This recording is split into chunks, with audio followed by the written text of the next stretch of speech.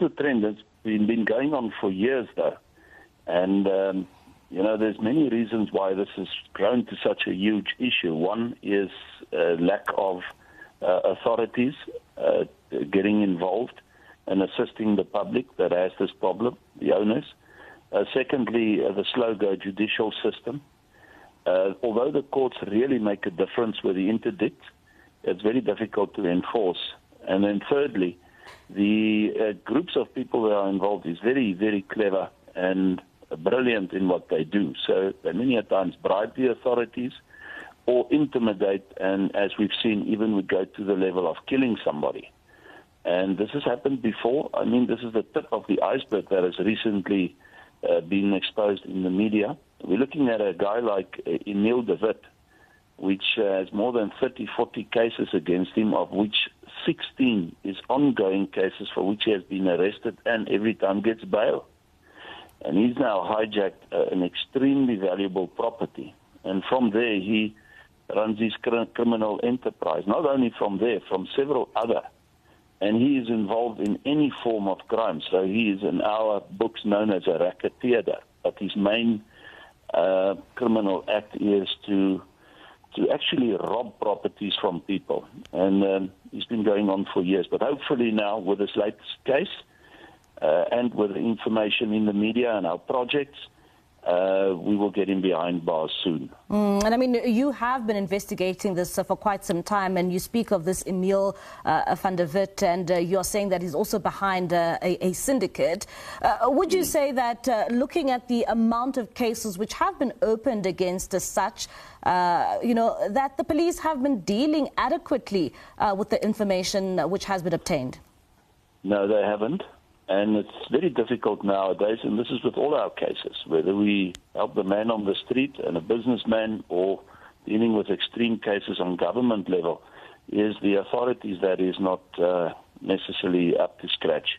They're not fully qualified, they don't have the infrastructure and even the knowledge and the way how to deal with these cases. It's a huge problem. A policeman needs to consist of quite a few criteria. Number one is he wants to be in the police and he wants to protect and serve. He can at least run the 100 meters. He must be a bit fit and he must not be scared. And that's my biggest problem nowadays. The police are scared, especially when it's flats and blocks of buildings where there's a lot of illegal immigrants staying. And they just too scared. These people are quite dangerous and they're extremely intimidative and they've got money and they buy the authorities. So no, the authorities hopefully will wake up, because it's been exposed and now in the media as well, and hopefully there would be a change. I hope so. And Mr. Bolhuis, when you look at these two problems, be it hijacked homes and hijacked buildings, what is the link you find between the two? Well, it's the same. The only difference is, as I've said, you get those that on the lowest level will just, hire a property. And they'll pay one month's fee, and then they just never pay again. And then when the owner comes and he says, listen, he wants his property back, you've not been paying. I mean, it's a huge rigmarole. He has to go to court because the guy just stays and he says, take me to court. And then you have to get an eviction order, which can sometimes take up to 2 years, because there's always extensions and so forth. And unfortunately, the law protects the criminal. And as I've said, the authorities is in a slow-go pace, and then, if you the slightest threaten or intimidate him or them in the house, then they open cases against you, and then the police would act against you. So it's a huge problem, and we deal with so many of these problems, but then it can rise to a business. Somebody can get involved in a business, take it over and just pay one payment, and they never give the business back if they stop paying, and they go through the same route, and then it's lawyers and court cases, and it's just astronomical, the losses the owners do have. And then it goes to blocks of flats, and usually there's a group of people that hijack the whole building. Then they take in all the rent from everybody staying there, and they sell power, electricity and water, and they do the security, and they completely usurp everybody in the building, a handful of them, and they have got muscle. And they do threaten and intimidate, and they will act.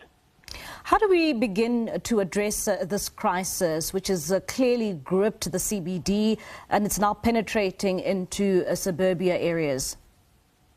Well, the most important thing with any and everything in our country, as you guys and us and all the media outlets and other authorities that wants to bring a difference about in our country, we need a complete government change. I mean, if we look at all these hearings and investigations from the president to all these generals and this organized crime and racketeering that's going on in our country for years, and it's not only on the highest level, it's in the mid-levels as well. It's the normal police at the local police station. It's in security firms. It's the businessman that pays his way or walks around with an envelope and gets things done. The whole mindset has changed. You pay your way. It's a life of corruption because they actually cannot move forward any other way. And if you don't nowadays bribe a policeman next to the road, and I'm saying this, it shouldn't be happening, but they throw you in a van. They take all your credit cards and they empty your bank accounts, or they keep you for a weekend in jail. So I can carry on and on and on. And we need a change in government that really protects and serves, zero tolerance, and that the punishment fits the crime. You cannot get 16 times bail. You cannot let the law protect the criminal. The law must protect us. If I act as a specialist investigator, I've removed many people. The next thing I see is the police vans in front of me. Fortunately, we have this relationship, and we can communicate it, and eventually, the penny drops. But it shouldn't be that way because the normal man on the street gets nowhere. And this is a huge problem. The change must come in the country. All right.